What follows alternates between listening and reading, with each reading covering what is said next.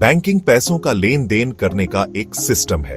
Basically banking का मतलब है पैसों को सेफ रखना और उसे ग्रो करना। लोग अपना पैसा बैंकों में सेफ रखने के लिए जमा करते हैं, फिर बैंक इस पैसे का यूज लोन और दूसरे फाइनेंशियल सर्विसेज देने के लिए करते हैं। बैंक इकोनॉमी में इंपॉर्टेंट रोल प्ले करते हैं। ये ट्रांजैक्शंस को आसान बनाते हैं, बिजनेसेस को सपोर्ट करते हैं और लोगों को सेविंग और इन्वेस्टमेंट करने में हेल्प करते हैं। बैंकों के बिना हमारी मॉडर्न वर्ल्ड पॉसिबल नहीं होती। सबसे बेसिक सर्विस जो एक बैंक देता है वो है आपके पैसों को सेफ रखने की जगह। इसे डिपॉजिट अकाउंट कहते हैं। आप अपने पैसे विथड्रॉल्स के थ्रू या डेबिट कार्ड यूज करके एक्सेस कर सकते हैं। बैंक लोन भी ऑफर करते हैं। इंडिविजुअल्स और बिजनेसेस अलग अलग रीजन से, जैसे घर खरीदना या बिजनेस एक्सपैंड करना, बैंकों से लोन लेते हैं। इन लोन्स पर इंटरेस्ट लगता है और इसी से बैंक प्रॉफिट कमाते हैं। बैंकिंग का कॉन्सेप्ट बहुत पुराना है। एविडेंस से पता चलता है कि बैंकिंग के अर्ली फॉर्म्स 5000 साल पहले मेसोपोटामिया में एग्जिस्ट करते थे। टेम्पल्स वैल्यूएबल्स के लिए सेफ जगह का काम करते थे और लोन भी प्रोवाइड करते थे। एंशिएंट ग्रीस में टेम्पल्स और प्राइवेट इंडिविजुअल्स लोन और मनी चेंजिंग सर्विसेज देते थे। ये अर्ली बैंकर्स ट्रेड और कॉमर्स को आसान बनाने में इंपॉर्टेंट रोल प्ले करते थे। रोमन एम्पायर में बैंकिंग सिस्टम और डेवलप्ड हुआ। रोमन बैंक्स डिपॉजिट्स एक्सेप्ट करते थे, लोन देते थे और ट्रैवलर्स चेक जैसी चीज भी इशू करते थे। इन अर्ली बैंकिंग प्रैक्टिसेस ने मॉडर्न बैंकिंग के डेवलपमेंट की फाउंडेशन रखी। रोमन एम्पायर के कोलैप्स होने से यूरोप में बैंकिंग डिक्लाइन हो गया, लेकिन दुनिया के दूसरे पार्ट्स में, स्पेशली इस्लामिक वर्ल्ड में, बैंकिंग प्रैक्टिसेस फ्लरिश करती रही। मिडिल एजेस के दौरान यूरोप में बैंकिंग एक्टिविटीज मेनली मर्चेंट्स और मनी लेंडर्स हैंडल करते थे। ये लोग लोन प्रोवाइड करते थे और लॉन्ग डिस्टेंसेस में ट्रेड को आसान बनाते थे। नाइट्स टेम्पलर, एक रिलीजियस ऑर्डर, ने भी इस पीरियड में बैंकिंग में इंपॉर्टेंट रोल प्ले किया। वो फंड्स मैनेज करते थे, लोन देते थे और होली लैंड जाने वाले पिलग्रिम्स के लिए अर्ली ट्रैवलर्स चेक्स का सिस्टम भी एस्टैब्लिश किया था। लेट मिडिल एजेस में ट्रेड और कॉमर्स के रिवाइव होने से बैंकिंग सर्विसेज की डिमांड भी आज गई। फ्लोरेंस और वेनिस जैसे इटालियन सिटीज फाइनेंस के इंपॉर्टेंट सेंटर्स बन गए। 14th सेंचुरी में इटली में डबल एंट्री बुककीपिंग के डेवलपमेंट ने अकाउंटिंग प्रैक्टिसेस में रेवोल्यूशन ला दी और मॉडर्न बैंकिंग के लिए ग्राउंड वर्क तैयार किया। रेनेसांस में फर्स्ट पब्लिक बैंक्स एस्टैब्लिश हुए। ये बैंक्स गवर्नमेंट्स द्वारा पब्लिक फाइनेंसेस मैनेज करने और इकोनॉमिक ग्रोथ को बढ़ावा देने के लिए बनाए गए थे। 1587 में एस्टैब्लिश हुआ bank of Venice first true public banks में से एक माना जाता है। यह डिपॉजिट्स एक्सेप्ट करता था, लोन्स इश्यू करता था और वेनेशियन रिपब्लिक को फाइनेंस करने में इंपॉर्टेंट रोल प्ले करता था। पब्लिक बैंक्स का एस्टैब्लिशमेंट बैंकिंग के हिस्ट्री में एक टर्निंग पॉइंट था। इससे मोर सोफिस्टिकेटेड फाइनेंशियल इंस्ट्रूमेंट्स और प्रैक्टिसेस डेवलप हुए। 18th और 19th सेंचुरीज में इंडस्ट्रियल रेवोल्यूशन के कारण कैपिटल की डिमांड बहुत ज्यादा बढ़ गई। बैंक्स ने इंडस्ट्रियल ग्रोथ और एक्सपेंशन को फाइनेंस करने में इंपॉर्टेंट रोल प्ले किया। 19th सेंचुरी में ग्लोबल फाइनेंस का राइज हुआ। बैंक्स ने इंटरनेशनली अपना ऑपरेशन एक्सपैंड किया, कॉन्टिनेंट्स में ट्रेड और इन्वेस्टमेंट को फाइनेंस किया। टेलीग्राफ और टेलीफोन के इन्वेंशन ने कम्युनिकेशन में रेवोल्यूशन ला दी, जिससे फाइनेंशियल ट्रांजैक्शंस ज्यादा फास्ट और एफिशिएंट हो गए।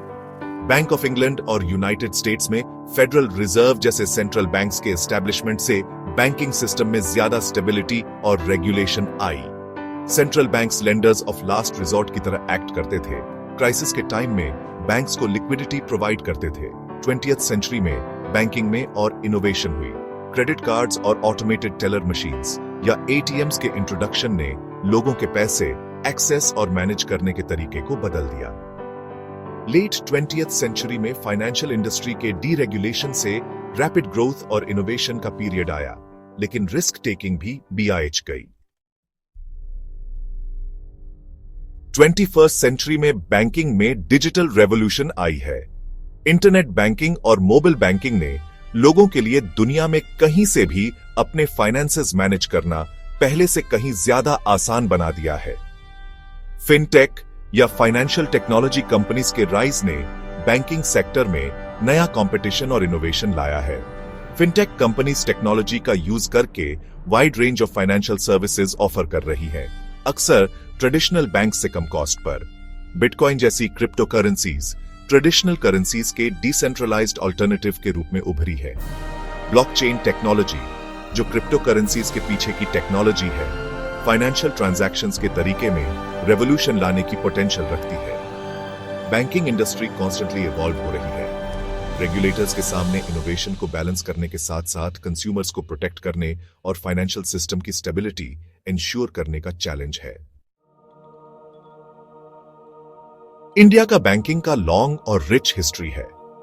एंशिएंट इंडियन टेक्स्ट्स में लेंडिंग प्रैक्टिसेस और फाइनेंशियल इंस्ट्रूमेंट्स का जिक्र है। मुघल एम्पायर के दौरान साहूकार नाम के मर्चेंट्स बैंकिंग और फाइनेंस में इंपॉर्टेंट रोल प्ले करते थे। 1770 में बैंक ऑफ हिंदुस्तान के एस्टैब्लिशमेंट ने इंडिया में मॉडर्न बैंकिंग की शुरुआत की। कॉलोनियल पीरियड में कई प्रेसिडेंसी बैंक्स एस्टैब्लिश हुए, जो बाद में मर्ज होकर इंपीरियल बैंक ऑफ इंडिया बने। 1947 में इंडिया की इंडिपेंडेंस के बाद गवर्नमेंट ने कई मेजर बैंक्स को नेशनलाइज किया, जिसका एम रूरल एरियाज तक बैंकिंग सर्विसेज एक्सपैंड करना और फाइनेंशियल इंक्लूजन को प्रमोट करना था। 1969 और 1980 में बैंक्स के नेशनलाइजेशन से बैंकिंग सेक्टर का एक सिग्निफिकेंट पोर्शन गवर्नमेंट कंट्रोल में आ गया। 1990s में इंडियन इकोनॉमी के लिबरलाइजेशन से प्राइवेट और फॉरेन बैंक्स की एंट्री हुई। इससे कंपटीशन बढ़ा अच्छा और इंडियन कंज्यूमर्स के लिए नए प्रोडक्ट्स और सर्विसेज आए। Indian banking system public, private, foreign और कोऑपरेटिव बैंक्स का मिक्स है। पब्लिक सेक्टर बैंक्स, जिनमें गवर्नमेंट की मेजॉरिटी ओनरशिप होती है, अभी भी मार्केट के एक सिग्निफिकेंट शेयर पर काबिज हैं।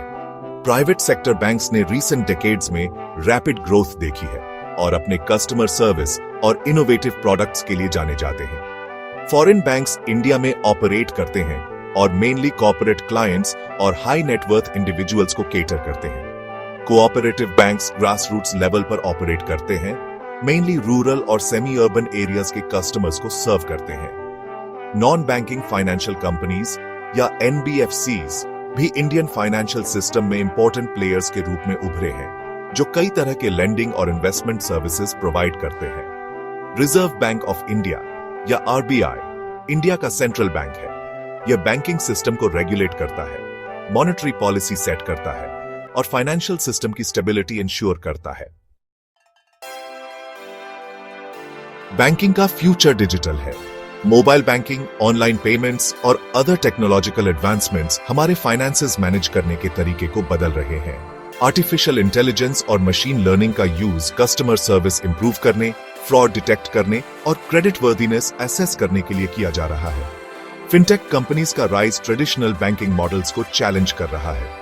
फिनटेक कंपनीज टेक्नोलॉजी का यूज करके इनोवेटिव फाइनेंशियल सर्विसेज ऑफर कर रही हैं, अक्सर कम कॉस्ट पर। स्मार्टफोन्स और इंटरनेट एक्सेस का इंक्रीजिंग यूज फाइनेंशियल इंक्लूजन को बढ़ावा दे रहा है, खासकर इंडिया जैसे इमर्जिंग मार्केट्स में। बैंकिंग का future technological advancements, regulatory changes और इवॉल्विंग कंज्यूमर प्रेफरेंसेस से शेप होगा।